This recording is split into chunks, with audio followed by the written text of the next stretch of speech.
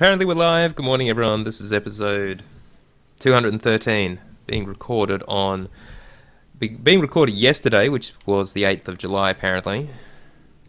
It being Thursday here in Australia, but anyway. Yep.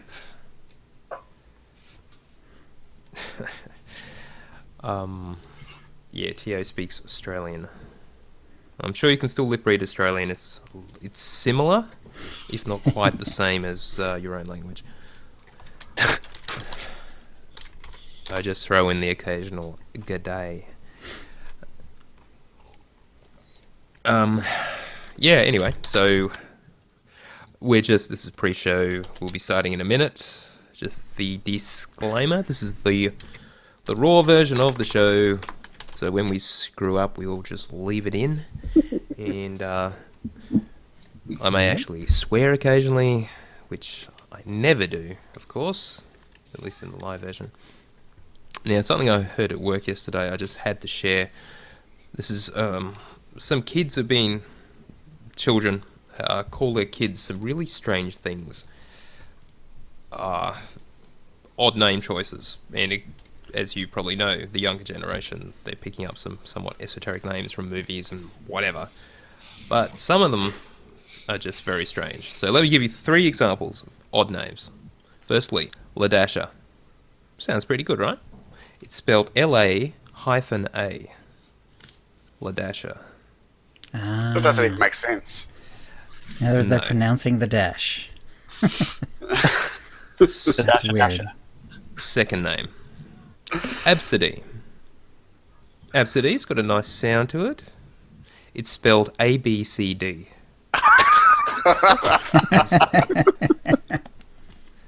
But the winner, by quite a bit, is Shithade. Shithade. Which is spelled S-H-I-T-H-E-A-D. Shithade. Ah. What were the parents thinking? Honestly, what were the parents thinking? Shithade. I blame Hollywood.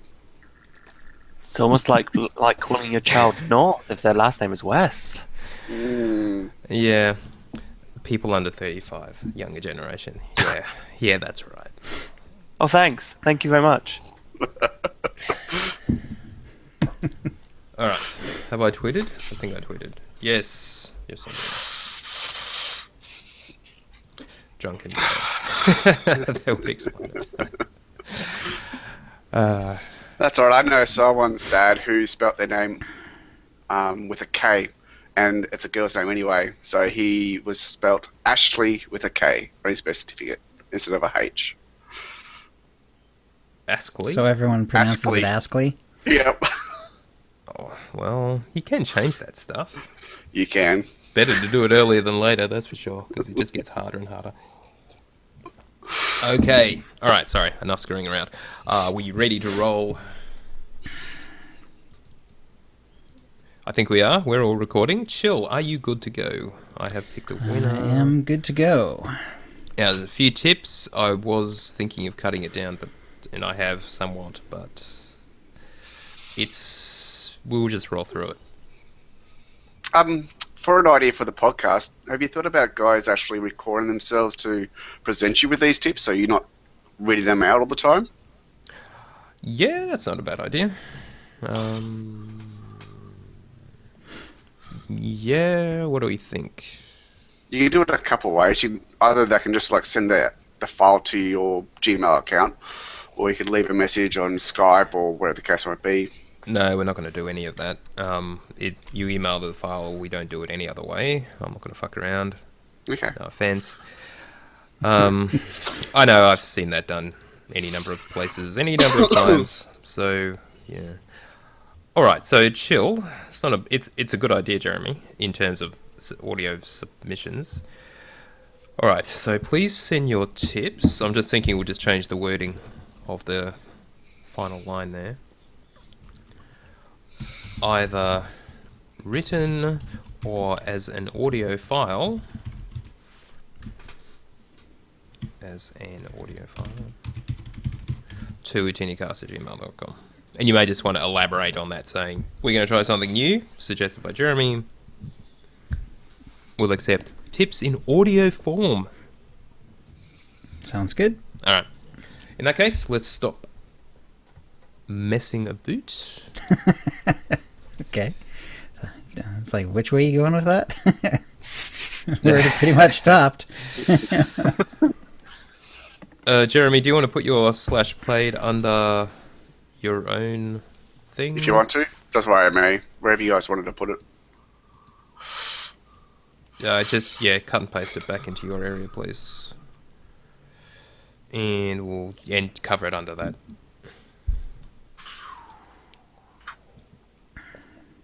All right. All right, going in 5. Let's get this rolling. Roger.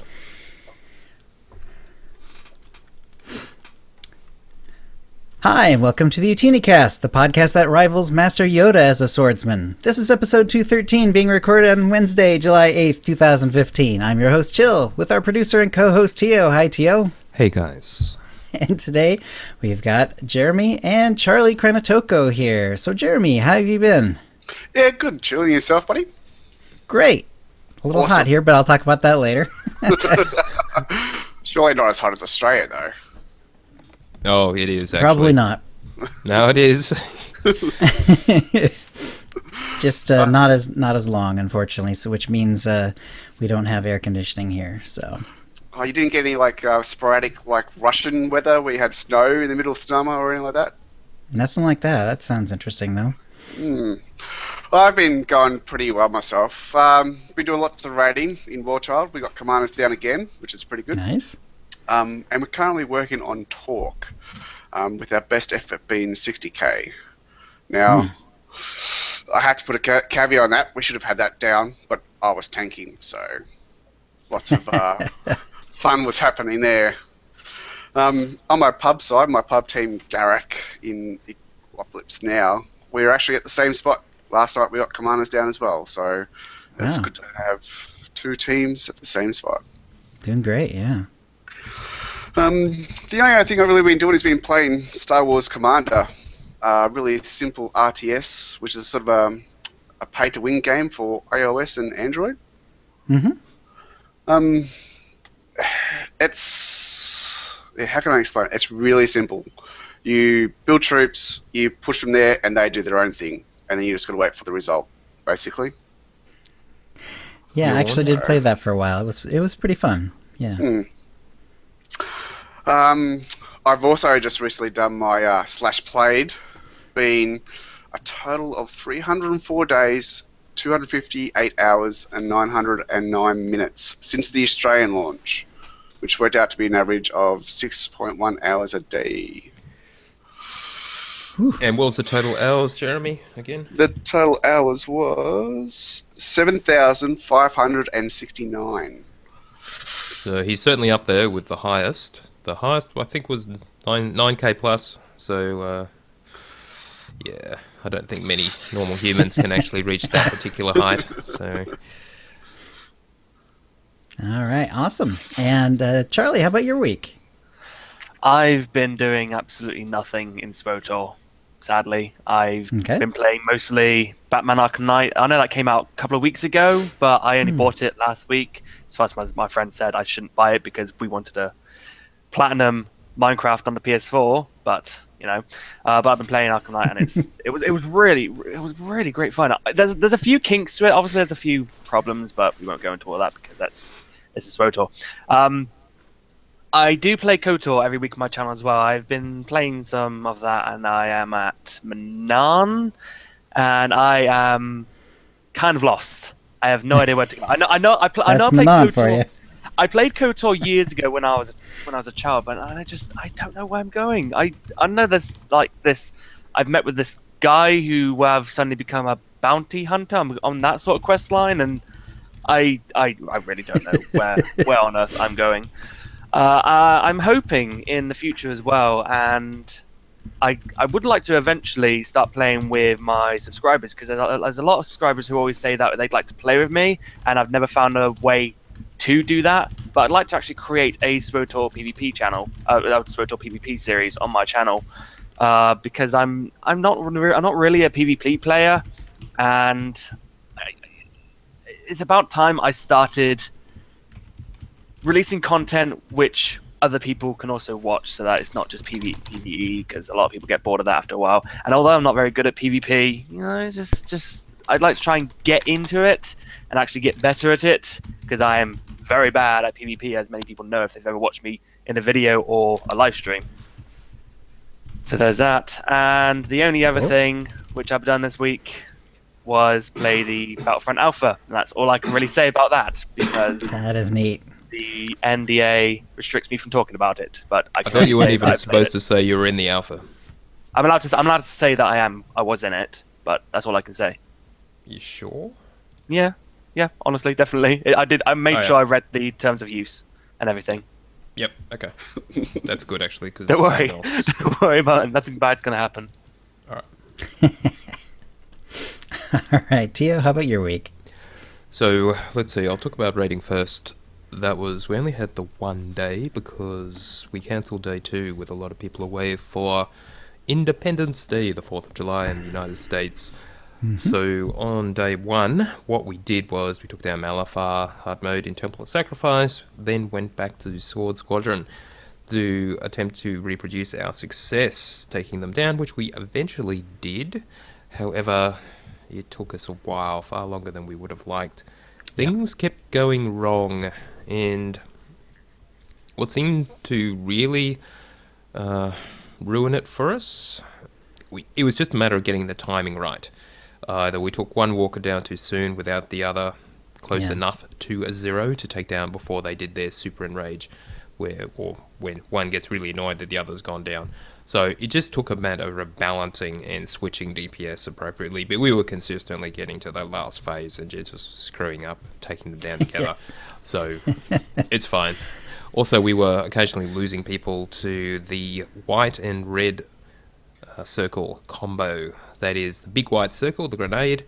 They run out, it stuns them, and then they get a red circle immediately, and before they can get out of it, they're killed. So I guess is the only thing you can do in that case is save your PvP, get out of jail free Stunbreaker for that, and yeah. And it's tricky, yeah. You only have a really short window, and also that white circle, when it goes off, there's like a smoke effect, and if your camera's in the wrong place, you won't see your red circle right away. So you have to also anticipate every time you have the white circle that you need to move your camera enough that you'll be able to see the red circle. It's right. Okay. Yeah, it's tricky. Now I'm ignorant of this as one of the tanks because obviously you never get the white circle, but right. Yeah. Now, from the tanking point of view, this really is pretty straightforward at this point. Turk and I've got the dance down real easy. In fact, it's kind of cool because you just got to keep moving to avoid all the effects, especially with Australian latency. If I just always try to move out just as I see the effect, I'm going to take damage. So, and that's fine. It works great. Right. So anyway, we only had like 10 minutes left at the end of our 2.5-hour session after taking down Sword Squadron, so we just went to Sparky and called it good.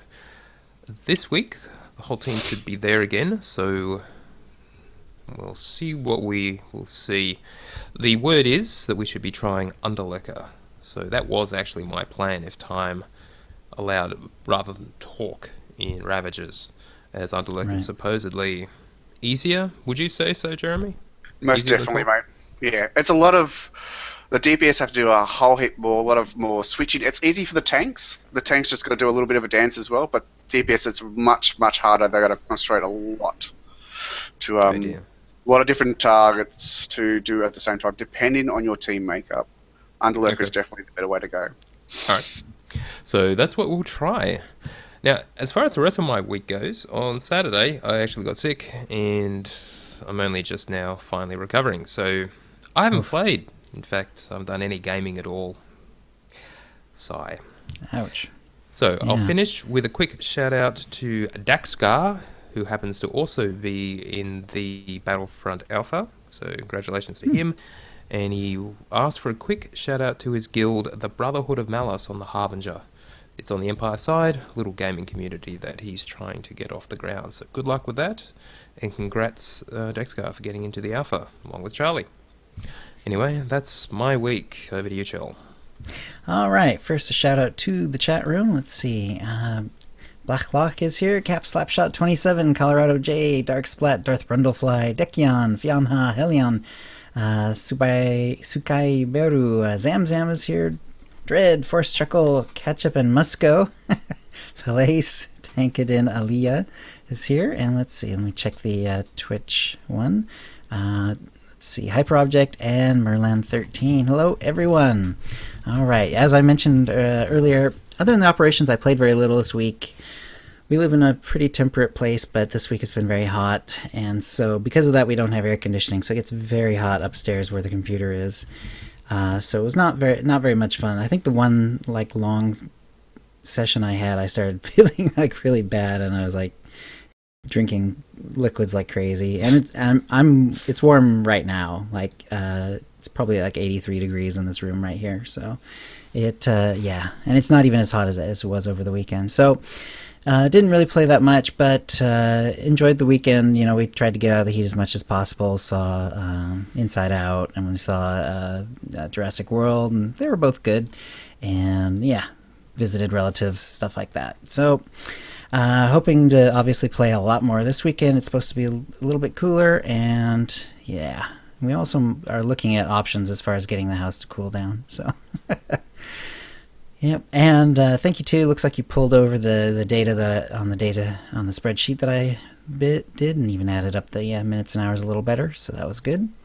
So days still, we didn't change that. 133 days, and you can just see what roles if you're interested. But basically, it's mostly my old operations character, and then anyone who is sort of an older character has a few days on them for sure. Yeah. I'll include that graphic in the show notes just so everyone can see. Yeah, I definitely. You can tell I definitely spread out. I'm very much an alcoholic, so that's all there is to it. Really? Oh, I did check, and I did not get the alpha, so I'm not in the alpha for Battleground. So too bad. And I'm not either. So. Okay. But the alpha's ended now. Okay. Well, that was quick. Yeah, it was only a week. I checked the news because I tried to play it early on today, and all of a sudden it was removed from my library. And then I checked it had ended a couple of days ago, which was unfortunate. Was that Alpha 1? Is there going to be an Alpha 2, or is it I beta really next? don't know. I'd like that to be. Release is not that far away, isn't it? November something? Yeah, November. 12th, in the middle of November. Hang on. Battlefront, Star Wars. Okay, Google. Releasing November 17. Close. I was actually surprised I got myself into the alpha because there was a sign-up page, and obviously I signed myself up, and then all of a sudden it said, "You've bought the alpha." I'm like, "I bought it? What?" And people, and they say when you sign up, look out for an email to say you're in the alpha. I didn't get that. It was just to say I had bought it for £0. So I was assuming that was me getting into the alpha, and that was that. And then I was able to play it. So, on the 1st of July when it began. 1st of July when it began. Right. Nice. So it really was about a week then. Huh. All right. Well, that'll bring us to the tip of the week. We've got 9 of them this time. I'll start us off. Kabur on the Harbinger, right? This tip is for newer players, but if you want to get to your starship quickly, but just use your fleet pass, use your quick travel is on cooldown or don't have the credits or legacy travel for the starship quick travel. So instead, go to your stronghold and then exit, and that'll give you the option to exit straight to your starship or the fleet. Note, subscribers only get that option. That's true. Otherwise, it's you can go to the planet or your last known location. Isn't that right? Correct. Yes. Yeah, Amount of times I use that just to go straight to my starship when I'm required to go to my starship. Yep. There's only one extra thing with that. If you are on the lower levels of fleet and then you go to your stronghold or your guild ship and then try to go back to where you were, it will stick you back to the Coruscant or the Korriban departures out that thing. It won't actually go back to where you were. Right. Yeah, well, actually, if you log out and log in again, and you go back to the fleet, you'll always end up there too. That's the default landing location, which is just crap, because you can't quick travel from there, and for the love of whatever, please fix that. QL Really? right there. Maybe, as that's one of the things when they improve the game for 4.0, they could finally fix that. Oh, but we'll be talking about more of that later. Anyway, our next tip is from Jeff, also known as Draknir, Dark Knight, of the Jedi Covenant server, who says, ever out on a mission, and you run across a boss fight that is pretty tough, and you end up dying a few times before finishing him off. Have you ever died so much that your revive timer is at max, and you don't want to revive in a med center and run all the way back to the fight? At the same time, is your UI a mess, and you want to make some changes to it? Well, use this time wisely and modify your user interface while your revive timer is ticking away. I found this to be handy, given that I don't have a lot of time in life, and I don't want to log on and mess around with fixing things. I just want to get in and accomplish some goals or missions. So one day I was fighting some boss and kept dying, and I thought, hey, why not see if my UI can be changed while I am dead? I tried it and found out that I could change things around while I was waiting for the revive counter to tick down. This might not be one of the better tips of the week, but to those who don't have a lot of time on their hands and don't want to waste it all trying to fiddle with things before they get into the play action, use this tip and accomplish both. It's actually quite clever, because I'm one of those who just wants to get on with it rather than necessarily just sitting there and fiddle with everything to get it perfect. Sometimes those med centers are pretty damn far. Exactly, so rather than going to make yourself a cup of tea, which I probably do anyway, do this. Fix up your UI. All right, awesome. Third tip from Tim M. This feels more like a public service announcement than a tip, but if you got the subscriber perk last year that unlocked the first 3 to 5 rooms of the Nar Shaddaa stronghold, the game treats those as unlocked with cartel coins. This means that if you deactivate Nar Shaddaa to make room for a Yavin 4 stronghold, you will be able to reactivate it for free in the future. Nice. Yeah, true. Of course, if you've unlocked subsequent rooms with credits, I assume you lose all of that. So it is only rooms unlocked with the cartel coins specifically that will be opened. But yes, you do get the free ones. Yeah, and I've been wondering what to do about this. I think if I ever want Yavin 4, I'm just going to have to get it on a different server. Okay. Yeah. Oh well. Not that I've got characters on any other servers that have I gone anyway. Anyway, Right. Next tip is from Daxkar, who's on a different guild that he just emailed us about earlier. Could be a different Daxkar. All right, That'd be a anyway. weird coincidence. That's It could be. that's a heck of an unusual name. I'll just read it straight. Next tip is from Daxkar of the Order of Serenity Guild on the Harbinger. Here is a tip I think will help many with gearing for operations. Finish the story on Rishi, then Yavin, and move on to Ziost. While doing the quest line on Ziost, you will receive a set of 190 gear, all but belt, braces, earpiece implants, main and offhand weapons. Then you can use the Ziost memory holographs and basic accommodations to purchase the belt, braces, earpiece, implants, and offhand. This should only take you a few days of dailies on Ziost to get a full set of 190. Now, from memory, those are blue 190. In contrast to the purple 186s that you can get with basic comms. I haven't actually compared the stats, so I don't know how much better, or if they're exactly equivalent. I seem to remember looking at the numbers and thinking, geez, these look just like the purples 186s, but... Okay. He goes on.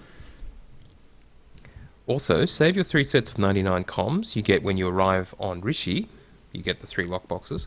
You can easily finish the content on Ziost with the gear you receive on Rishi and Yavin. And the last tip, to make up for the lack of a main hand, you can purchase the offhand on Ziost and transfer the mod and enhancement to your main hand. Then all you'll need to purchase on the GTN is the barrel or hilt.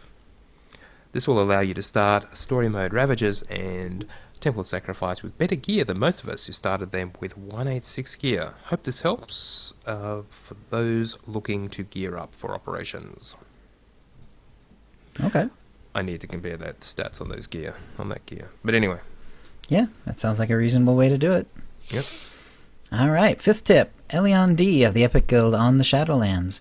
When playing with the Feeling Lucky buff, keep your eye on it as you spin. Make sure it's on each time that you click the Kingpin machine. As soon as you click the machine, if you have a win, the buff will immediately disappear. So if you keep clicking, as you might when you're playing 2 or more machines, you won't have the buff. The good news is that you'll know that you won the second that you click. Okay. I remember that from last year, yeah. We haven't actually talked through the mechanics of the event. Maybe we'll do that properly next week, just so to remind everyone, though there's the guide on Dolphy. There's probably one on Tor Community if you do want to understand how to actually play the game. Alright, one sec. Next tip is from Bartholomew from the Tomb of Freedom ad server. On the Zyos Daily area, there is a hidden achievement called Jump the Rock Shark. To get it, you have to jump above a monolith with the GSI speeder used during the mission Dead Pulse. Now this is pretty hard to get because there is a timer on the mission and there are only a few monoliths on the path. But at the end of the mission, where you get blown off of the speeder at the collapsed bridge, if you get back on the speeder just at the right time using the speeder button on your mission display, you actually stay on the speeder after the mission ends. Ha! Nice. Now, without the timer, there is plenty of time to move around catching a monolith to jump over. However, at 837,11 on the map, those map coordinates, there is a ridge where the speeder jumps automatically at the edge, and lucky for us, a champion monolith's path is just under it. Now, you might have to wait for the big guy to take his tour over there, but from there it's a piece of cake. Worked for me, though I could not repeat the trick to get on the speeder, because the first time it was unintentional, but if it worked once, it has to work again. I guess it requires perfect timing. Anyway, I wanted to share. Okay, so it's possible there's a glitch in their scripting, just a tiny, tiny window of opportunity.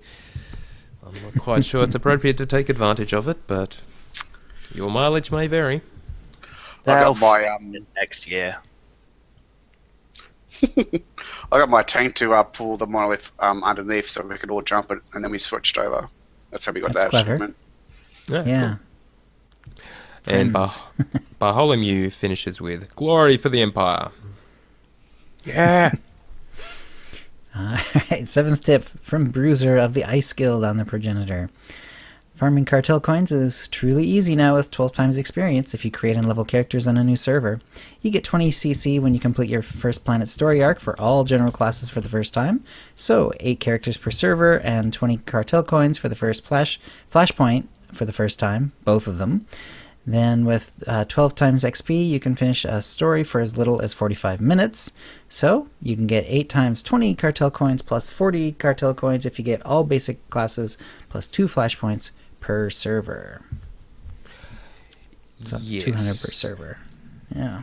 I haven't talked about this for a while. I think when Free-to-Play first launched, we talked about how in Lotro you can certainly do this. You create a new character, get a whole bunch of basic achievements, and you get their equivalent of cartel coins, and it was a way of farming them. Right. However, in SWOTOR, you only get them once. You only get the achievements once per legacy. So once you get the achievement, you get the cartel coins, and you're done. It's not per account; it is per legacy. So there is definitely a finite amount you can do this, but there's still a few servers. So you could go to every single server and do all the basic characters and farm up all these cartel coins if you so chose. Yep. Why not? Next tip is from Aldo on the Harbinger. Some obvious raid tips it seems like no one knows. Number 1, stay out of circles, unless you've been told to go into them. It's pretty fun, actually. Obvious raid, not to everyone I've been pugging with. Yes. So, I mean, for the most part, circles on the ground do tend to be bad. Red ones particularly. Green circles, yeah, you may be safe, but anyway, if someone says don't stand in the bad stuff, that's usually what they mean. Number 2, don't stay where you are when you need to move just because you're still channeling something. Your group mates would rather have you alive instead of the boss being down an extra 1k health. Yes, now I've heard this. I used to raid with someone who said, why, because I was healing in that time, and he was always saying, I was asking him, why are you standing there taking damage? I was finishing a cast. It was more efficient for me to actually finish this cast and do damage than it is for you to spend your mana to actually heal them up. Anyway, SWTOR's a little more unforgiving as far as this kind of thing goes. So yeah, if there's a circle you're standing in, you really should probably get out of it. Don't finish your cast. And lastly, if you don't know the fight, actually listen to the explanation. Most people love one-time runs, don't learn by trying, and people want to get it over with fast. So,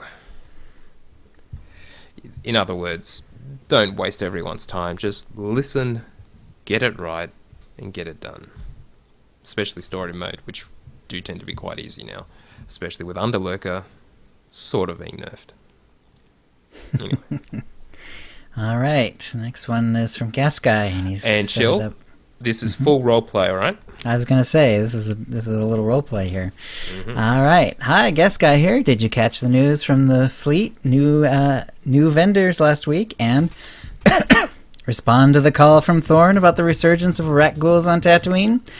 Of the many possible achievements during this event, 4 of them are completed by having yourself get the plague. And then when you're so violently sick that you cough/shake/vomit and explode, you splatter yourself around the area. If you're standing next to another player and they haven't taken that vaccine, they will then become infected. If you manage to do this to 5 players, you achieve calling in sick. Do this to 10 players and you are breaking quarantine. Do this to 100 players and you have an infectious personality. The hidden achievement is worth 50 points and is named Mobile Contagion. And you get that for infecting how many players? Do you want to guess how many? 100? That's not right. It's a big old messy pile of 1,000 players. So the trick is to find a spot where there's a lot of players standing in a group. Aha! Off to the fleet, to the GTN terminals. But after the first day of the event, most players wise up and have the vaccine, so this approach is less than ideal. Thus, I come to the tip. Man, it's hot in here. Gotta lower the AC. Get yourself sick on the last day of the event. Travel to the GTN on the fleet, then log out, and don't return to that character for a couple of days or more. So now, the next time you log in, you're standing at the GTN. You have the plague. Nobody has the vaccine active. You just wait a few moments and blam! You're splattered all over the players. This won't get you those achievements fast, but the fun of catching everyone off guard is worth it. Almost like tossing snowballs around in the summertime. But that's another achievement story. Whew, I'm going to log off. I'm not feeling too... All right. While we wait for Chill to explode. I love that one. That's a good one. Good voice acting too. Very nice, Chill. Yes. That's fun. All right. The winner by random allotment is Bartholomew. Congratulations. You're the winner of an M83R or Tonfon pet code, courtesy of BioWare, and a new OotiniCast provided cartel market pack from the latest shipment. If you'd like this chance to win the same, please send your tips.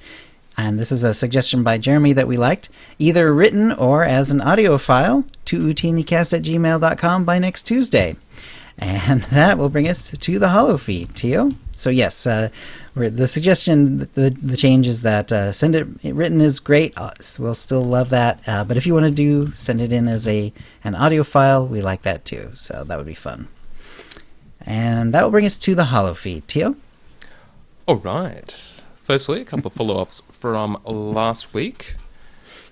Now, Chill, you were wondering whether the temple chair basic bracket, cannot be can be GTN'd, and the answer is no. It's not bound, and so it can be traded, but you cannot put it on the GTN, sadly. There's a few rare items that fall into that category. Can be traded, cannot be GTN. That's one of them. Okay. Bit of a shame, because, I mean, why not? All right. Second, Ray Lehman confirms that the 100 cartel coin per month stipend for preferred for having the security key attached. Oh, Stripped from preferred. no. Let me just start again.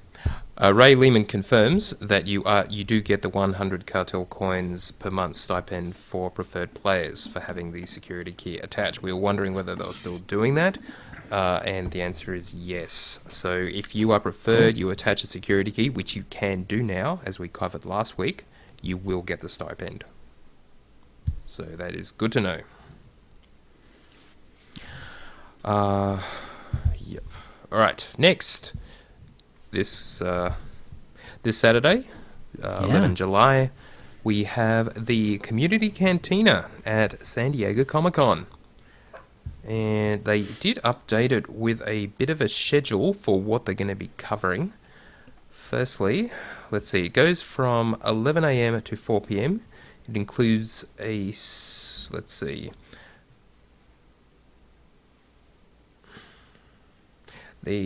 what it will overall include is a story panel featuring Star Wars: The Old Republic's lead writer Charles Boyd and the producers of the award-winning Sacrifice cinematic trailer. I wonder if that's the actual Blur guys. But anyway, they broke it down into more detail. 11 a.m. to 1 p.m. There's a meet and greet with the devs. And Be the Center of the Story photo op with the 501st Legion. And let's hope they actually have arranged this with the 501st this time. Because last time they advertised this, it seemed the 501st had no idea what was going on. So that was a little suboptimal. 1 to 2 p.m. is the Sacrifice cinematic story panel with the producers, which may actually be Blur, we don't know. 2 to 3 p.m, a meet and greet with the devs again, and the photo op with the 501st again, and then 3 to 4 p.m, they're repeating the story panel. So I guess they're anticipating a lot of people, and they may have to break it into 2 separate groups. Okay. And then 7 p.m. to 10 p.m. is the Cantina meet and greet. So they have swag, drinks, developer Q&A, and time to mix and mingle with the team and fellow Star Wars: The Old Republic players. So, I assume because this is Comic-Con, it won't be live streamed.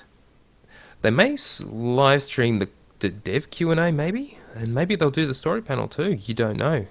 Charlie, do you know if Comic-Con doesn't like live streams for some reason? Well, because I've been, obviously when previous Comic-Cons have come along, it's all been people who've been using their own video cameras to record the stuff, like sneakily record it. But I've never actually seen any proper live streams, so it'd be nice, but I don't know. You're probably right, because there's certainly no mention of it, and last time they did, they were explicitly stating that they were live streaming. So that'd be a shame, but we will have a man on the ground. Our friend Alex, the young guy who was on the show quite a few episodes back, at Mix Up Pixels, will be in attendance and will be reporting for us. He'll be getting as much audio as he can, which will be awesome. Cool. And which he may post himself or will post on his behalf. And we're going to have him as a guest on the show next week to actually talk through the experiences live as well. That'll be fun. Now, they are asking, firstly, if you've got questions you'd like Alex to ask, please contact him directly via Twitter or email us and we'll forward it on to Alex. Or, for the story panel, the guys at BioWare are asking explicitly for people to add things they'd like people to... What questions that people have for the panel, for the story panel, for the people who made Sacrifice, and for Charles Boyd.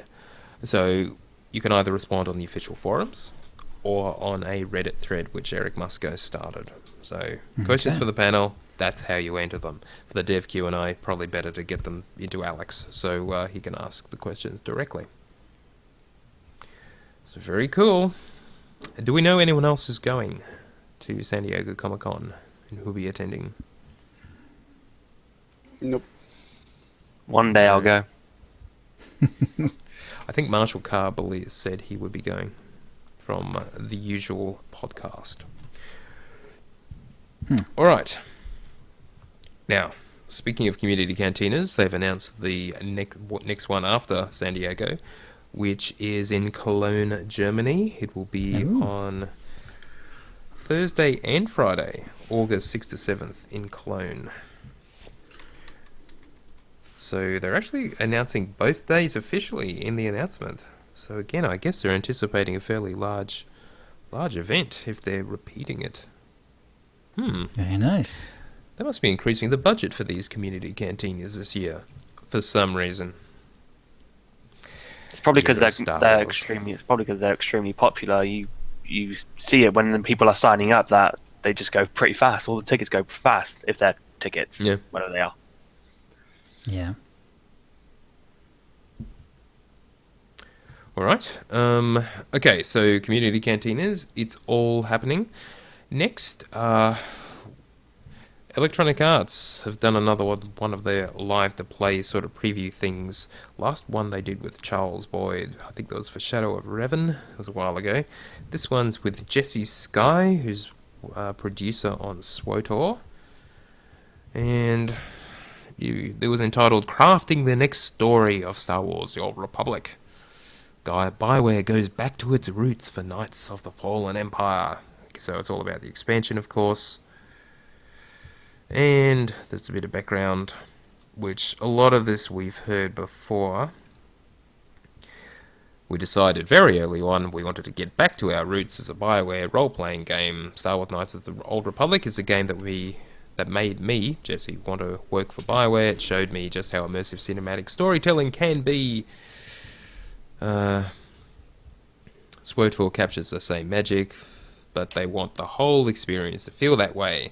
That's why they're revisiting the early gameplay experience to focus entirely on the story, in addition to crafting a brand new epic storyline.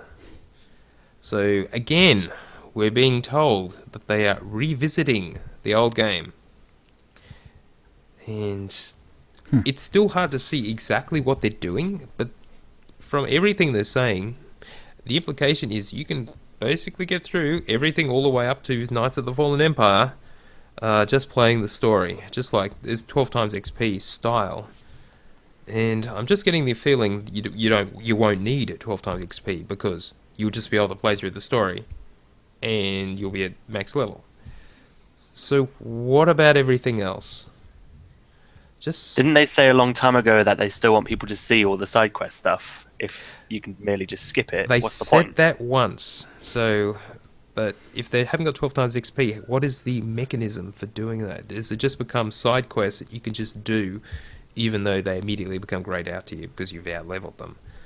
Do they even offer XP anymore? Maybe they don't offer XP, they just offer credit rewards or something. I don't know. Or they just revamp it to the level of 12 XP as it is now in 4.0.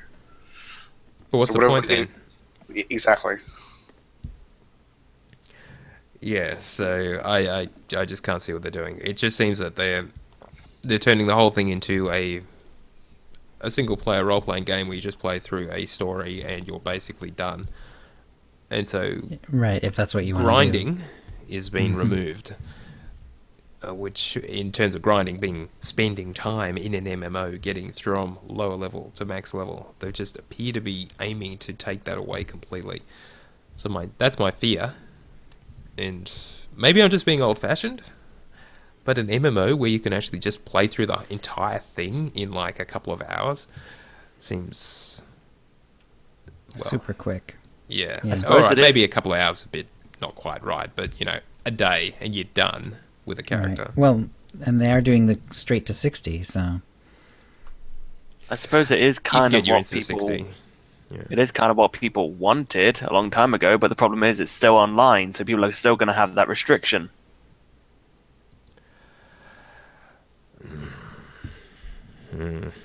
I don't know.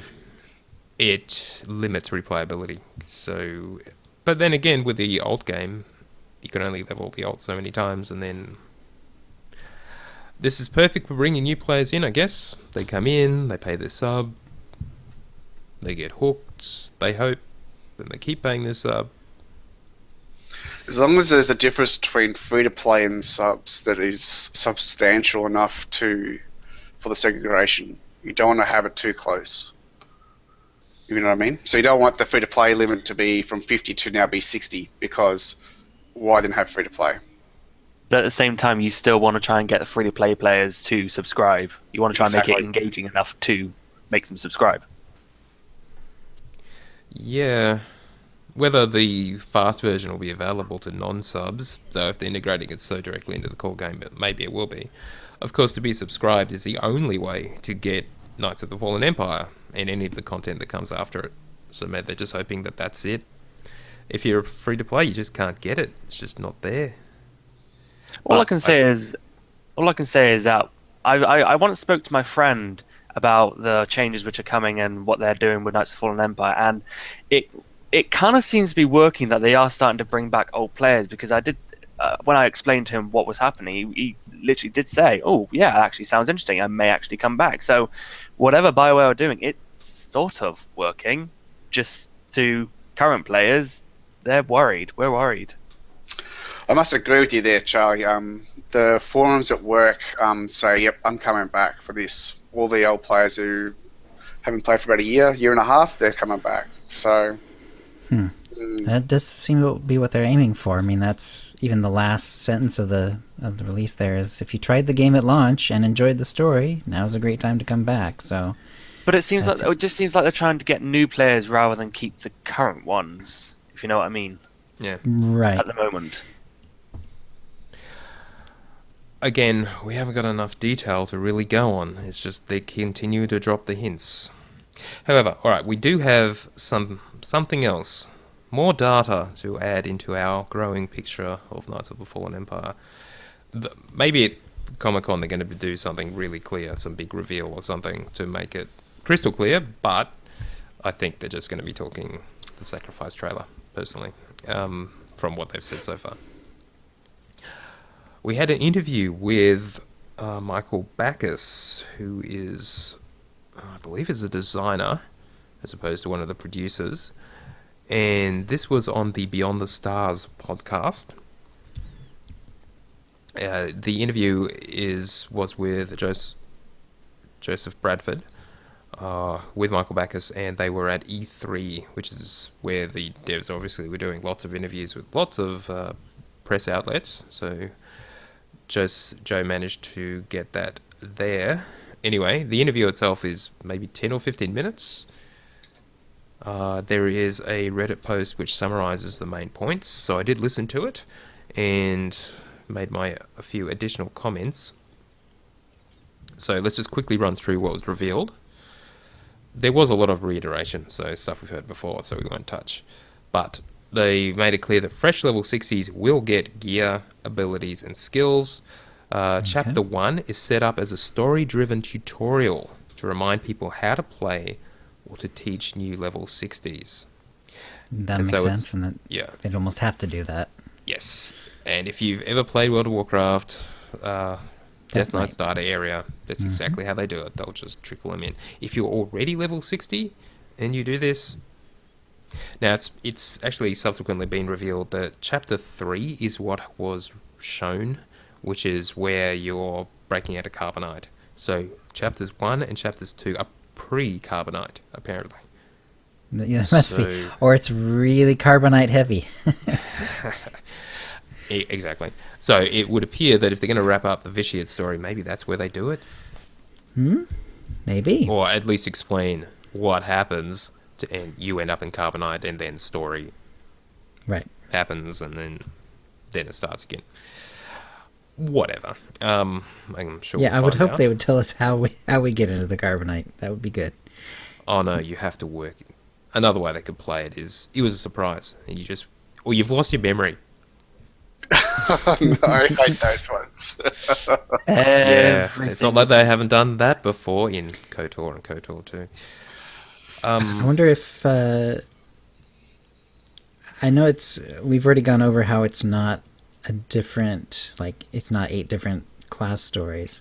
Yes. But I'll be curious to see if just little details like that are maybe different. Like maybe there's a slightly different way that the smuggler goes into the carbonite, as opposed to a Jedi Knight or a Sith Inquisitor. I'll be honest, maybe. I'll be pretty disappointed if every single class has the exact same personality, because that's kind of why they got different voice actors in the first place, so that every single class had their own way of doing things. And if everyone is the same way, it's gonna They've been pretty odd. good at that. They have been, so far, in terms of the lines. The delivery from the actors is obviously different. And I've noticed some variation as I've played through, not a lot, between the different classes. Anyway, but yeah, you're right. I hope they just take that to the nth degree. Really play it up. Change the wording. Change the dialogue. Make it make sense for the character. Now, they clarified that there would be exactly one free character slot for subscribers if you to go with your instant level 60. You're subscribed, you get your Insta 60, just one. You get one free character slot. Now, obviously you can buy additional level 60s, and they've mentioned in a dev post they were hoping to raise the server limit by 2. So you get one slot for free. It looks like the limit itself will be raised by 2, so that means you can buy another one. So they mean it's halfway. In what sort of? So yeah. You don't get the slot for free, basically. And the server limit will then be 24 or 14 for subscribers, and then you can buy 10 additional slots as well. 13 for subscribers, and then you can buy the remaining 11 slots. It'll be the way it works. Snave wants to shamelessly self-promote his tournament. Okay. Write it up, Snave, and we'll cover it in community or something. Or just give me the link and I'll just read that. Sorry, keep going. Where was I? Back to the interview. They reiterated the expansion is only for subscribers. There really is no way to buy it, and there won't be. They talked about the core game revamp, the XP curve redone. They've redone crafting. The implication from as they were talking was it was the pre-50 crafting, as in the existing crafting has been redone. Wow. Who knows? I mean, with the whole companion thing. Yeah. Right. Yeah, with companions potentially disappearing. And anyway. Yeah, right. Maybe, I wonder how that would work. And they made it clear the free-to-play players would get access to the revamped core game. So, looks like you don't have to be a sub to get the 12 times XP version. Right. Free-to-play players will get it. Subscribers will get access to every expansion. We already knew that. Now, here's a bit more detail. The first expansion is called Season 1 now. They're referring to Knights of the Fallen Empire, at least what we get, as Season 1. And that is 16 chapters, which will release. We get the first 9 on 27 November or 20 November if you get early access. And then the rest will release. There's a break, and then the rest release, and that takes us through to July 2016. That's the end of Season 1. There'll be a break, and then they'll start Season 2. So they refer to it as similar to how Guild Wars 2 releases their content. I haven't played Guild Wars 2 in anger, so I don't know what that means exactly. It almost seems like they're getting ideas from other games now. And that's okay. That's okay. As long as it's the good stuff. Yeah, I suppose. Alright. Sarah just got his link. They confirmed there'll be a monthly cadence of chapters, which we knew, and there will be a break between seasons 1 and 2. And a reminder to subscribe by 31 July to get your cowboy companion, the gunslinger from the return trailer. Nico Uka. That's the first of the... Well, it's not really pre-order, but being sub before the expansion rewards. Remember, you have to get all 4 rewards by being subscribed to actually get the 7 days of early access. Okay. They clarified a bit more. Core game is being revamped. This includes rewards, companions, and crafting. And not sure if this includes stuff from previous expansions. And Chapter 1 and 2, yeah, we talked about that. And the focus for E3 was... Sorry, Chill. I was going to say rewards, companions, and crafting. So maybe because the companion situation is so weird that they felt they were forced to change the crafting. Like, that's what I was thinking, yeah. I'm thinking maybe you'll be able to like click on different boxes to send out, crew mission skills, but it won't be tied to a particular companion, and maybe you'll get just the biggest bonus that you've unlocked on your based on what companions you have or something. I don't know. Me either. Or they just not connected the companions at all anymore. Crew skills, might be crew skills. Maybe not. There's not a whole lot of reason to raise their affection then, very much, unless you want to see their story once. Unless it does something completely different now with this whole new system. True. Yeah. So the focus for E3 was obviously on only the story elements. So that's all we've heard. They mentioned that the threat, the Eternal Empire, came from deep in wild space, literally out of nowhere. Michael Backus says the motivations and background is all very cool, and the existing story has ties into what. So if you... And I am tempted to take another character through Shadow of Revan and Zios, just to see if I can just pick out just what are they alluding to. Right. What loose ends have they, or odd references have they made along the way? Okay. Okay.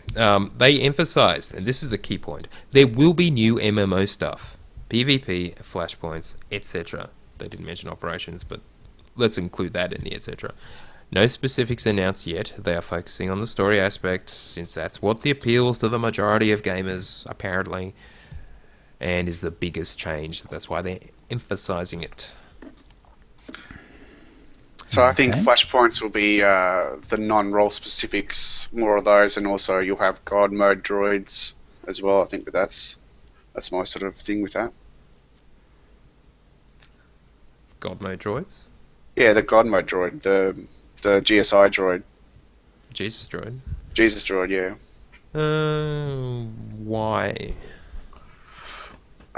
It was a way for the role player to go through the content, which is the story-driven part.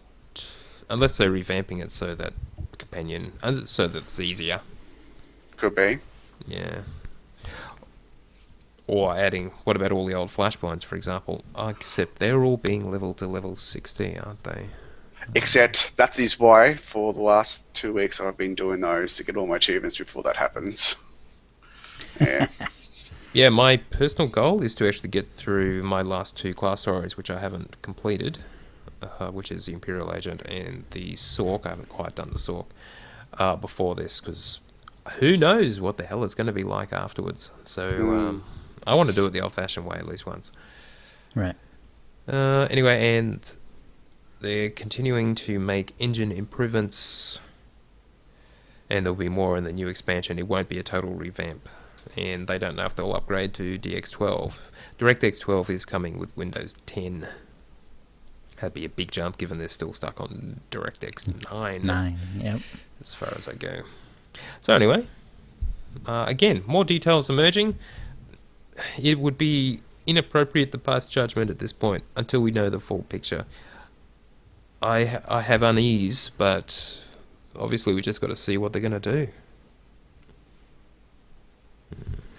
Yeah, this is all right. This is all hints and stuff, but yeah, not a lot of super strong detail. All right, let's quickly go through the rest of the news. Firstly, we have a bit more story. This one sort of reintroduces that gunslinger Nico Okar. It's by Courtney Woods. It's called Vacation. So yeah, she's doing a lot of good writing. She is. It's a lot of fun stuff. It's a good story, and I thought for a second they would explain how he's still alive, because that return trailer was quite a few years before the current events in the game, and he looks pretty much identical. They don't explain it, but oh well. Anyway, worth reading just to because you'll be seeing Nico Okar in person. soon enough. I wonder if they'll do any story with him, or if he'll just turn up. No, there'll be a Just little bit of appear. story. There'll be a There's little got to bit be of a little story. bit, at least, yeah. As with Treek, maybe. All right, we'll see. I was thinking more like HK story. Yeah, no. No.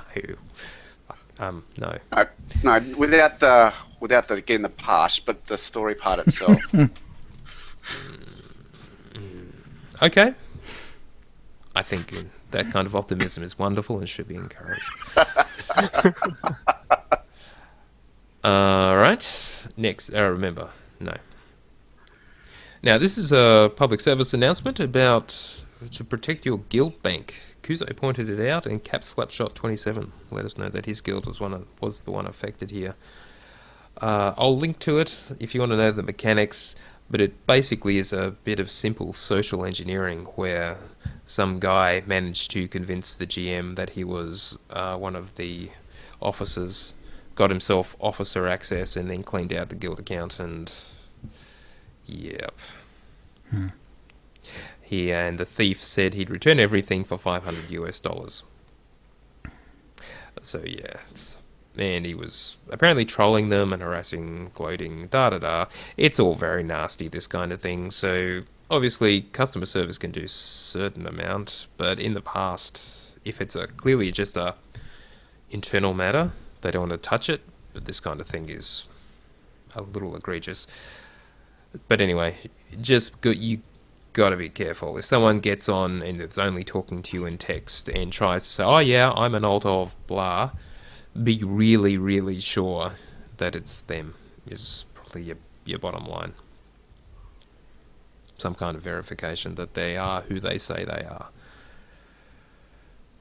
And yeah, a number of guilds were hit by this. So anyway, be careful if you have access to your guild bank and can grant that access to others.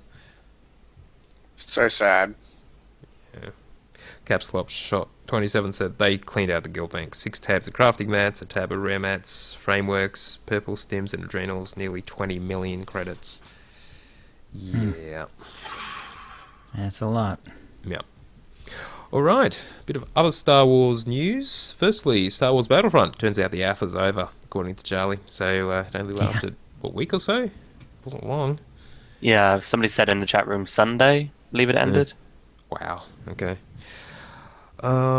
Just from various articles, we knew there was no single-player mode, though the missions can be done offline, and they sort of implied there'd be separate maps for the offline mode, which seemed a bit weird, but why not? There will not be a Death Star map, initially. Sad but true. There'll be 12 maps upon release, apparently, and the minimum specs, let's see, quad-core, 2.8 gigahertz quad-core processor, basically an i5, 3.2 gigahertz i5, which is a reasonable system, at least 6 gig of RAM, again, fairly average, Windows 7 or 8, no word on Windows 10, of course, because it hasn't been released, but let's hope, and you can probably pretty much assume it. And finally, a GTX 680 NVIDIA card, or an HD 7870 card from AMD with at least 2 gig of video RAM. Yeah, those are actually fairly beefy cards. My own card is actually a little behind in performance as far as those go, and those are min specs. So, I'm thinking I may have to upgrade if I want to play. But anyway, that is coming 17 November. Battlefront. Pre-order now to get the Battle of Jakku. The other thing was yet more stuff being added to the new canon. This comic is Star Wars Shattered Empire. It's apparently the first one that really goes into details about what happened after Return of the Jedi. And the quick summary is, Emperor Palpatine's 20-year reign of terror came to an abrupt and fiery end in the skies above the forest moon of Endor. A decisive victory for the Rebel Alliance, to be sure. But even with the loss of its leadership, the Empire's Moffs and regional governors retained their hold on important systems, from the core to the Outer Rim, thanks to the might of the Imperial Starfleet. Now, with a power vacuum atop the Empire, Those moths will jockey for position and control, and the heroes of the Rebel Alliance will soon discover that a wounded and fractious empire may be more dangerous than any threat they've faced before. So, interesting. That actually sounds like it'd be a lot of fun. Yeah. It's Watching sort them of, fight each other. in summary, it's pretty much playing out exactly as you would expect. The Emperor dying, the Empire doesn't just suddenly disappear, and the rebels are instantly winners. I'm getting the feelings like A New Hope, where they blew up the first Death Star, and you think, yay, but the Empire was still there and began kicking ass again, so they have lost the Emperor, which is a big deal. And Vader, of course. And But Vader. It sounds to me like the precursor to Timothy Zahn's old Heir to Heir to the the Empire, Throne. etc. Yeah, sort of trilogy of books. Like that's the same sort of premise. Yes. Yes, though in those books it was 5 years later, and the Empire had been sort of beaten back and was definitely in retreat. This seems to be telling the story of just what happened straight after, and yeah, hopefully a lot of infighting. But Yes. clearly things aren't all happy days in The Force Awakens, so I guess we'll see. And finally, there is a new spin-off movie announced, yet another one. So, it's called, they haven't announced yet, but it's the second of the anthology series. Now, what's the anthology series, you may ask? Now, Rogue One, which is coming out 16 December 2016, is the first of the anthology series. Now, anthology is a whole lot of short stories, and so they're basically going to be telling stories from all over the Star Wars universe. The first one tells how the plans for the second Death Star were stolen, or whatever. Or the location of the second Death Star was found. This one is telling the story of how young Han Solo became the smuggler, thief, and scoundrel whom Luke Skywalker and Obi-Wan Kenobi first encountered in the cantina at Mos Eisley. So it is an origin story for Han Solo. So that's the second, and this one is coming out on 25 May 2018. Now, for reference, episode 8 is coming out 26th of May 2017. So whether they'll throw in another movie somewhere in between, can't see why they would. So the order is The Force Awakens, episode 7, Rogue One, episode 8, the Han Solo thing. So Okay. they keep them coming, basically, and not too often. So we're getting them roughly every year-ish. That's not too much Star Wars, is it? It's not like there isn't a whole bunch of other stuff coming out. I'm just going to say this because it definitely needs to be said. I kind of hope Chris Pratt isn't young Han Solo, because don't get me wrong, I like him, and I really like the movies he's in, but he is in everything these days, and he kind of just needs to take a break. And if I don't know, the thing with Star Wars is that they don't like to hire the most popular actors, and they need to get an unknown and make them popular. That's how brand new actors are born. That would be nice, actually. If he's in this movie, though, that'll be his third Lego character. So he's got the Lego dude, the Lego movie. He's the Jurassic Park dude, and he'll be the young Han Solo. He's got to do it. Mate. Come on! Don't forget Guardians of the Galaxy as well. Guardians of the Galaxy. Yes, so there'll be 4. Star-Lord. 4. My God. Pretty crazy. Alright, just one more thing in the news. I just wanted to mention it's more community, Giant Gina's Car Stronghold Mystery, which we covered last week. We have had an answer, and I did send that to Giant Gina, and he said, go, Chill. Go ahead. No, go, please. What did they say? And he said it was close, but no cigar. Okay. He wanted something more specific. And Kuze also responded with some, which I've got to say was along the right lines as well. So what Giant Gina wants is specifics. So just a general Okay. strategy, which is probably on the right track for sure. He wants specifics, and so we're going to leave it open for another week. The details are in last week's show post. Okay. Yeah, I didn't include it in my week because it was so long ago that I had forgotten about it. But I did try to figure out how that worked. I wasn't actually able to get up there, but I have some ideas of how it might be done. But I don't want to give anything away because just in case I'm on the right track. But whatever. I'll let people discover it on their own. Or maybe I'm wrong.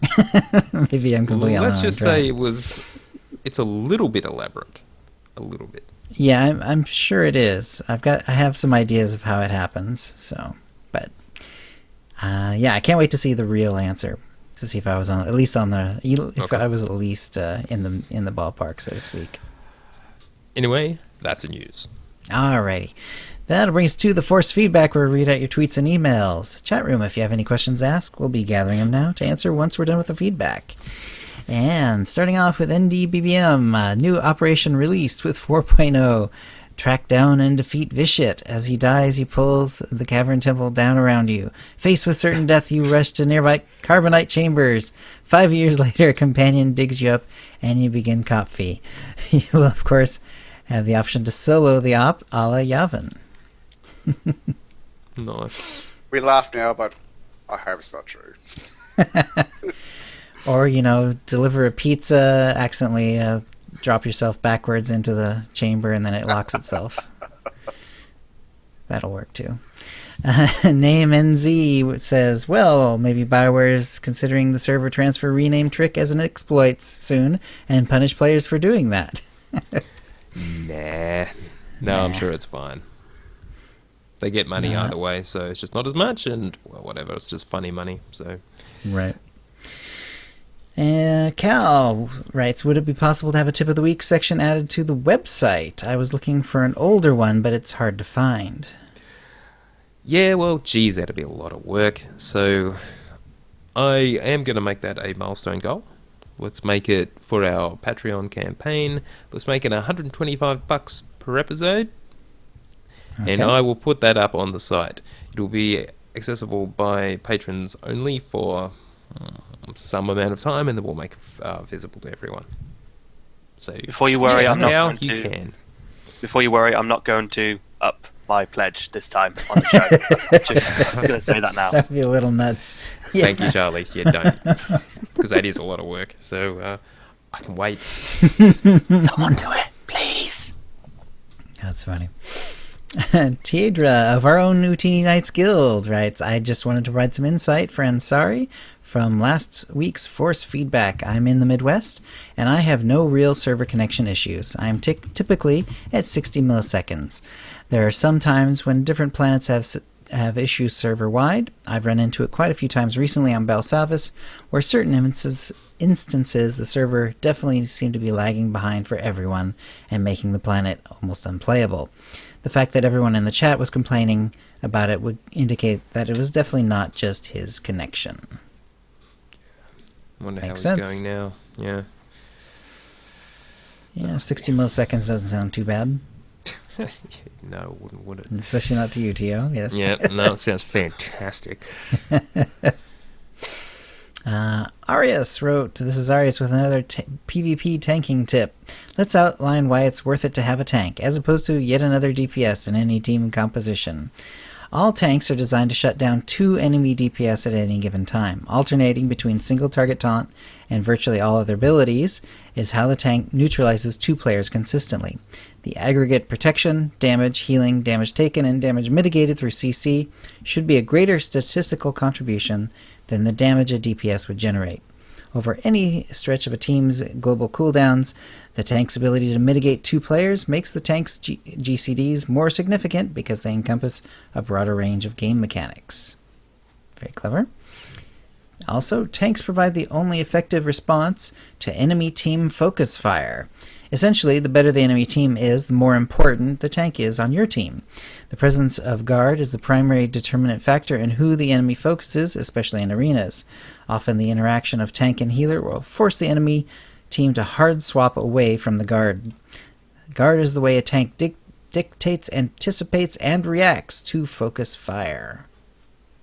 Very clever. Finally, a tank serves as a form of initiation. Skirmishes and objective control are often won by the team that starts their DPS clock first. Tanks can buy their team 2 to 3 global cooldowns of effective damage by presenting themselves as the most accessible target and popping a defensive cooldown or two. A positional advantage created by a tank's initiation can snowball into a wipe of an enemy team. I've seen it happen. Unfortunately, each tank in a team composition gimps the effectiveness of additional allied tanks. Do your best to avoid allied tanks so you don't lock out each other's guard. In other words, there's sort of a cap on on effective tanks. Yeah. That makes sense. Cool. All right, thank you. Chill. Just before we continue with the feedback, I just wanted to mention Snave, our old friend Snave's tournament that he is arranging. This is the 1v1 tournament on the Red Eclipse server, being held on Saturday, 1st of August. We'll link to it in the show notes, of course, so you can get all of the details. And there's a nice Reddit post. Yep, and he's got a regular post as well on the Red Eclipse forums on redeclipse.eu. Fun. And he says it'll be the last normal tournament before 4.0 drops, so they return to the planet it all started on. Voss. Ugh, Voss. Where it all started on. Yep, lots of detailed rules. The Wings of the Architect is the main prize. And the prize pool also includes 4 2400 cartel coin codes, collection of rare dice worth around 15 million credits, and they're hoping to get around 20 million credits to spread amongst the winners, so definitely worth doing. So if you're a Euro player on the Red Eclipse, or you want to move a character over there, 90 cartel coins. That's right. You can give it a go. Sounds like fun, actually, if you're into PvP. Yep, he even made a trailer for it. I can't wait to see the trailer. Everyone's talking about the trailer All will be in linked chat. in the show post. Obviously, you can't transfer from North American servers to European servers. Oh, that's right. Oh, that's crap. I mean, you're right. Thank you, Charlie, for reminding us. Is that still going on? Yeah, somehow I thought they'd resolved it at some point. Yeah, okay, you're right, of course. But if you're on a European servers, you can transfer. That's right. Or if not, then at least check out the trailer, because apparently it's cool. Or power level through if you're in North America, and just power level through on the Red Eclipse. Right. Jeff, a.k.a. Draknir, Dark Knight of the Jedi Covenant. Listening to you guys and reading posts and articles on this new expansion is making me real excited for its release. I understand the new faction, and do understand that in order to jump into this new expansion, you'll need a level 60 character. I currently have 3 of those, and will be receiving the free one that comes with the expansion. This sounds really interesting, and on how this will work. Thinking about what BioWare is trying to accomplish, this is brilliant business. They are basically giving us a SWTOR 2 in a way. They're accomplishing this by having everyone start out years ahead in the future and all at level 60. Even though your personal story won't advance, but with your companions disbanded and you having to find them and win them back or gain new ones, it's a way to develop your personal storyline. You'll be able to make these choices yourself on how you want to progress. I look at this as a plus and something unique. I realize you only gain 5 levels, and the story will be released over time, which for some people may get frustrating due to the fact that they probably run through the entire content in a couple of hours. But for the casual player, it will work fine. So don't rush through the content and enjoy the story. Also, another brilliant way BioWare is drumming up revenue is by releasing the new content to subscribers. I'm a loyal sub and will always be so in order to enjoy the content BioWare puts out for as long as the game is in existence. This point is really important. Remember, BioWare is in business, and in order to continue business, they need revenue. For them to release an expansion like this and kind of force people to subscribe is a brilliant way for them to gain the new revenue. We know BioWare puts out great content, so why not support it by subscribing, just like we would magazines or newspapers or cable TV. But so let's be honest, if BioWare doesn't do something like this, our favorite online game will disappear. I understand the free-to-play option is a tempting offer, but this should be used for those who can't afford it or for those who want to try it out. There's so much to be gained once you subscribe, and I think BioWare is putting out the new content in the manner they're doing to build the subscription numbers. Again, don't be mad that they're doing it because this is their business with higher ups to impress so they can keep their jobs. Just thought I'd put in my 2 cents on the discussion of the new expansion and give some food for thought. Awesome show, you guys. Thanks, Jeff. Yeah, I pointing that out. I mean, the information was right there in front of me, but I hadn't really thought about it. But yeah, basically everyone who's playing the expansion will be a de facto subscriber. So yeah, that'll be interesting. That means lots more people will potentially be doing PvP, have easy access to operations, all that stuff. Well, you got to think of it this way. Even if, let's say, about 1 million people came back and subscribed for $15 for like 1 month for $15, that's still what, $15 million that has been made, which is still a lot of money. So they're still making their money, at least. Yeah. And right, exactly. And if 15 million did subscribe, there'd be at least a few million that would be on for more than 1 month. Out of nothing but inertia, if nothing else. All right.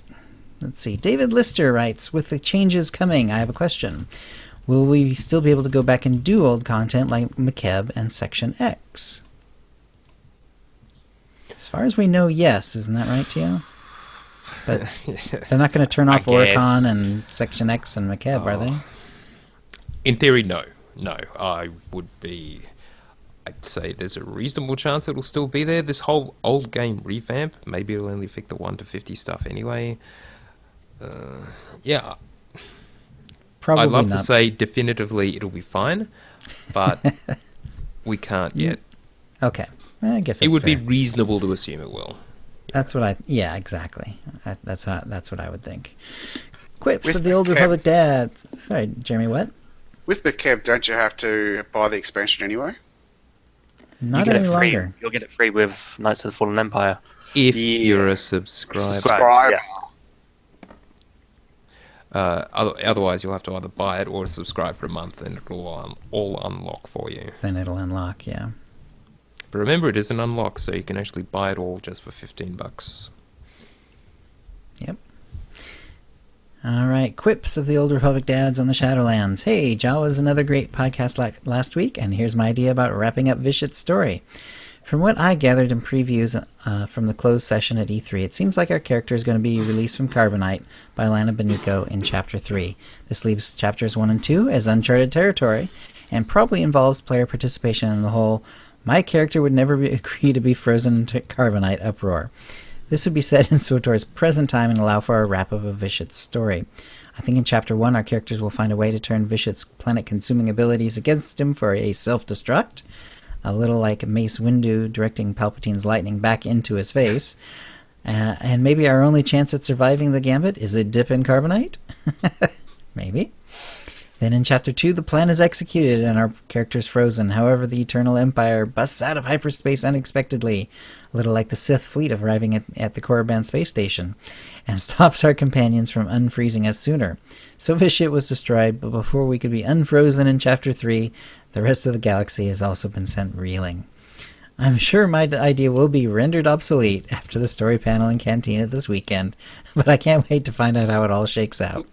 Looking forward to the spoiler cast to revisit Vishit's storyline, surely a character worthy of a good send-off, whether we get an update 3.4 or not. I'm sure the dog got a name this week, but a shout out to another dog I know who goes by Revan. Revan. You can almost hear a dog say that. That'd be awesome. May the force be with you. Quips, the Shadowlands Old Republic dads. Thanks, Quips. Yeah, I can't wait to hear the story. But yeah, Tio, you had maybe a dog update? Yeah, just quick dog update. We did get our new dog, and I'm sorry, but we named him Samwise. Ah. Yeah, I know. So Sammy for short. But yeah, we made, as Chill suggested off air last week, we may give him a Star Wars middle name. So that would be cool. Sort of. But thank you for all of the suggestions. There were some excellent ones in there. I like Baraldar. That was quite good. But Contrary to what many people are thinking about Vishit's ending whenever they're going to do that. I still believe that between now and Knights of the Fallen Empire, they will release like the conclusion to it, because I think they might do like show you what you've got to look forward to with Knights of the Fallen Empire. So maybe, I don't know, give us like meaningful choices and then be like, well, here's what you could have if you subscribe in October, and then there we go. But obviously, still at the same time, finishing Vicious story. Because they can't release 3.4, is it? Yeah. Well, if they release without 3.4. anything with just changes, that would just be a waste of a patch, sort of. We'll see. Yeah, we'll see. There's not a hell of a lot of story in 3.3, you'll note. In fact, there isn't any at all. This is true. All right. Darth Cathgirl writes, regarding Cathar, trying to figure out how the appearance sliders work for the Cathar is definitely worthy of its own guide. Well, that's true. It's very complex because there's like there's a fur thing, and then there's a markings thing, and they interact in very complex ways. Anyway, back to Darth Cathgirl. What I like most about the Cathar is finding a fitting name. My favorite is my Cathar Space James Bond sniper named Romeo. Arvishette wrote back, "Ha, cool. I like my shadow tank named Putty Tat. Can we get Tweety Bird as a playable race?" It'd have to be one of the Rishi characters, I guess. Yeah, that would work. And Sithis Fisk wrote, my Cathar sniper is named Pintack. Catnip backwards. I'm clever. And two, you had one that you wanted to add or something? Let's just finish with a Star Wars lore question that I actually can't remember why I was asking this. It's just one of those things you think, I wonder.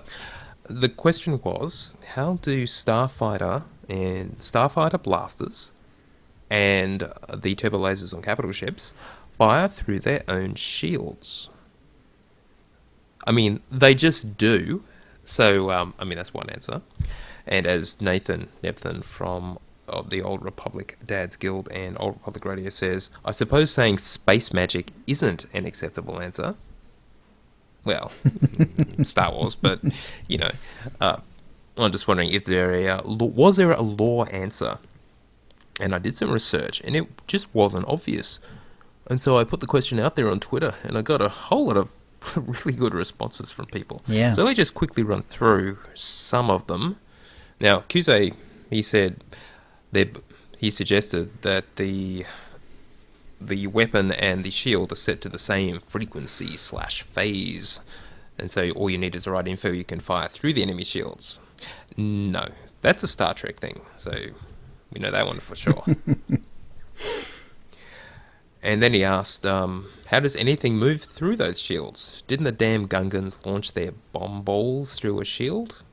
That's true. Now, in Star Wars lore, as I discovered, there are particle shields and there are ray shields. Now, capital ships have both types of shields. Ray shields will protect against lasers and blasters, and particle shields will protect against mass. And so they're different. So you can fire if those shields that the Gungans had were apparently just ray shields. So an object can actually just go straight through them. Okay. Snowy suggested... Makes sense, because the droids also step through them. And the droids step right through the ray shield, the ray shield. Now, Snowy suggested that the shields basically flick off for a second every time the blasters fire on a starfighter. Mm-hmm. And that's similar to Ace and Geldarian from Casual Call Radio both brought up. The World War II planes, the machine gun was mounted on to fire through the propeller that was running on the front of the plane. Right. And I think that was more World War One, but yeah. Sorry. Mm-hmm. Yeah. He wrote World War II, but it was really more of a World War I thing. By World War II, the propellers were moving too fast to do that sort of thing. Right. I think. So they actually timed it so the bullets would actually go between. Yeah, which is pretty damn clever. It's incredible. You wouldn't want to screw that up, otherwise you shoot off your own propeller and exactly. Planes don't fly too well. That's a timing chain you don't want to break, or Let's see. Except I don't know if that one works for me. Just I don't know, because shields have like they don't go on or off. They have like, you know, percentage health and stuff like that. You know, shields at 20% and stuff like that. You don't that doesn't sound like an on or off sort of switch sort of deal to me. I agree. I do agree. Now, Highball, formerly known as Chong, said he always assumed it was some sort of polarization syncing, as in, is it similar to the whole frequency thing? So they could, Right. which again, a bit dodgy. Speaking of, Chong's in the area. Is he going to San Diego Comic-Con? No, and I don't want to talk about it. Okay. Now, Daniel C. said, shields are unidirectional, like a two-way mirror, and Rondo War said something that's like the same thing. So you can shoot through them, but anything coming the other way gets blocked. Right.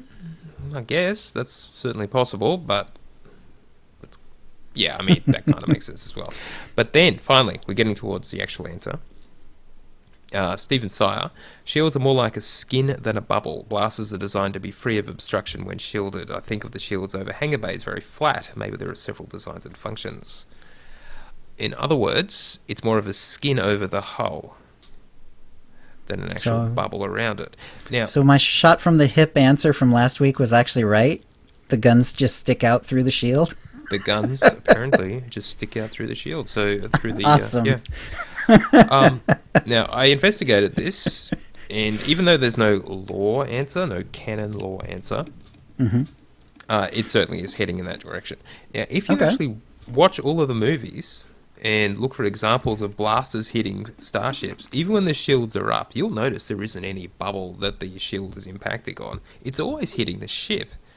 And this has bothered me in the past. I mean, where's the shield? Why isn't there an effect? They're just being cheap? But if you go by the interpretation that the shield is actually built into or being projected at the hull level, then it makes sense. Your blaster hits the blaster bolt, or the laser bolt hits, turbo laser bolt hits the ship, it's dissipated by the shield. And then any energy that isn't dissipated basically continues through and impacts the hull. That sort of matches what you would see. It is not like in Star Trek, for example, where you do see the glow of the shield as the as something phases impacts. hit it. Yeah. That seems to be the answer. All right. So anyway, though Chinook did say there is imperceptible dropping of shields in that section, making little shield holes for the guns to be. And Lords of the Sith, the novel, apparently established that holes in shields can be made. So that is another alternative explanation. But all of this does imply that the shield is either very close to or in at the level of the hull itself. So that's how it works in Star Wars, guys. Bit of Star Wars nerdism They there. just put the guns on the outsides of the shields, essentially. There you go, yep. There you go. Awesome. Anything else we want to cover? Let's Or any other questions from the chat room? Anyone see? see. Didn't notice any. A lot of people. Sorry, cat owner, my favourite oxymoron from Cat Yara. That's pretty funny. So true, though. So true. All We should right. suck that the universe and all I got was this lousy carbonite blindness.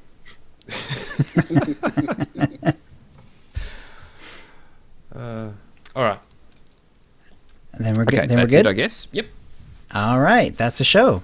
If you'd like to play with us in the Utini Knights Guild on the Republic side of the Harbinger server, or in our Guild on the Empire side, do a /C join Utini to join the Utini channel. Then ask for the quiz that lets us know you're a fan of the show.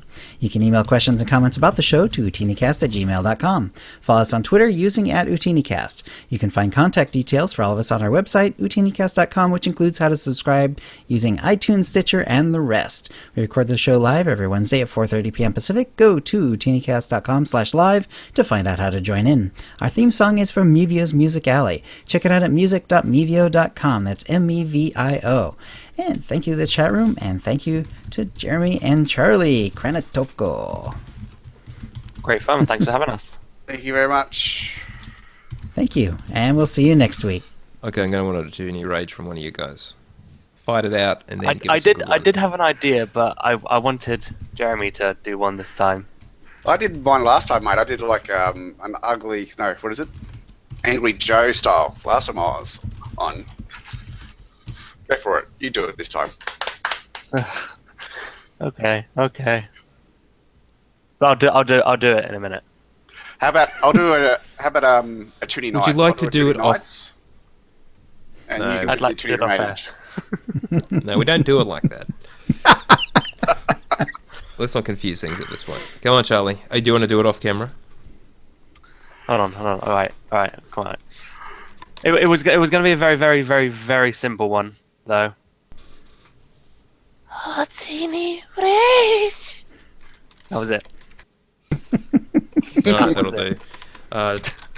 Snave wants me to swear now that we're not live. Fuck off.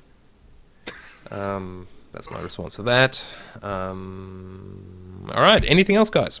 Or are we done? We're done. I think we're good. I'm going to stop the Alright. stream. Okay, broadcast is still going, so I'll just wrap that up. Guys, thank you. Thank you for watching.